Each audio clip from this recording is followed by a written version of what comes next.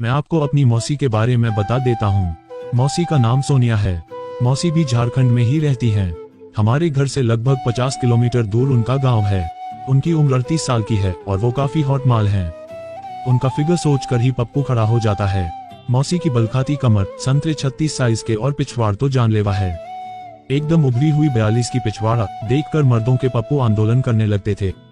मेरी मौसी एक नंबर माल थी और ये माल मेरे पप्पू के नसीब में कैसे आया, आइए जानते हैं। इस घटना से पहले भी मैंने मौसी के नाम की बहुत मुठ मारी है, पर मुझे कहाँ पता था कि एक दिन सच में मुझे अपनी मौसी को चाटने का मौका मिलेगा। मेरी मौसी के घर पर 4 लोग ही रहते हैं। मेरी मौसी, मौसा और उनके 2 बच्चे। मौसा जी बहुत दारू पीते हैं और मौसी को मारते भी हैं, जिस कारण मौसा और मौसी का प्यार का रिश्ता खत्म सा हो गया था। रोज रात को मौसा जी पीकर आते, लड़ाई करते, मौसी को मारते और सो जाते। ये हर रोज की कहानी थी। उन दिनों मेरी जॉब के कारण मुझे मौसी के घर से कुछ दूर ही एक जगह है जहां हमारी कंपनी का गोदाम है, वहां जाना पड़ा। रात काफी हो गई थी और आना मुमकिन नहीं था, क्योंकि जो वापस आने का रास्ता था वो जंगल से होकर जाता था। तो मैंने सोचा कि आज मौसी के घर ही रुक जाता हूँ, क्योंकि अगले दिन संडे था तो मुझे ऑफिस जाना नहीं था। मैंने अपनी बाइक उठाई और चला गया। मौसी के घर काफी दिन बाद जा रहा था तो मैं खुश बहुत था। करीब 25 मिनट के बाद मैं अपनी मौसी के घर पहुंच गया। उधर मैंने जो देखा वो देखकर मेरी तो आंखें खुली की खुली रह गईं। मैंने देखा कि मौसी को मौसा ने काफी बुरी तरह से मारा था। उनके कपड़े फटे हुए थे। वो बैठकर रो रही थीं।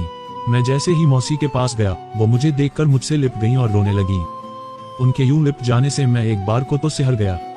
एक पल के लिए तो मुझे लगा मैं मौसी को किस करूं और चुप करा दूं, लेकिन वो नहीं हो सकता था। मौसा बुरा मान जाते, इसलिए मैंने मौसी को चुप कराया, उन्हें पानी पिलाया और उनसे कहा कि आप कपड़े चेंज कर लो मौसी। मैं बच्चों से मिलने गया तो वो लोग सो चुके थे और मौसा भी सो गए थे। मैं मौसी के पास वापस आया, उन्हें बताया कि कैसे और क्यों मैं यहाँ आया हूँ। एक बात तो है, मौसी मुझे देखकर काफी खुश हो जाती थी। आज भी मुझे देखने के बाद वो काफी खुश थीं। हालांकि वो अपनी खुशी कुछ देर बाद जाहिर कर पाईं। मारपीट के कारण मौसी को काफी चोट आई थी तो उन्हें काफी दर्द हो रहा था। मैंने उन्हें यूं दर्द से तड़फता देखा तो मैंने कहा, मौसी तुम लेट जाओ, मैं बाम लगा देता हूँ। पर वो नहीं मानी। कुछ देर बाद मौसी बोली, मैं तेरे लिए कुछ खाने को लाती हूँ। मैंने मना कर दिया, मौसी तुम बैठो, मैं तुम्हारे लिए कुछ खाने को लाता हूँ। मौसी के काफी मना करने के बाद भी मैं एक थाली में खाना लगा लाया और अपने हाथ से मौसी को खाना खिलाया। इससे मौसी काफी खुश हो गई थी और बार बार कह रही थी, इसी प्यार के लिए तो मैं भूखी हूँ। मुझे आज तक ऐसा प्यार कभी नहीं मिला। उनके मुंह से बार बार प्यार का शब्द सुनकर मुझे समझ आ गया कि काम बन सकता है। फिर हम बातें करने लगे। मौसी मुझे अपनी जिंदगी की दास्तान बताने लगी और रोने भी लगी।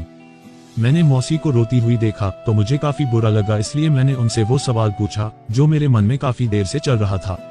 उसे सुनकर एक सेकंड के लिए वो चुप हो गईं, फिर उन्होंने मुझे जवाब दिया। मैंने मौसी से पूछा, मौसा तुमको इतना मारते हैं तो प्यार तो करते ही नहीं होंगे, तुम बिना प्यार के कैसे रहती होगी?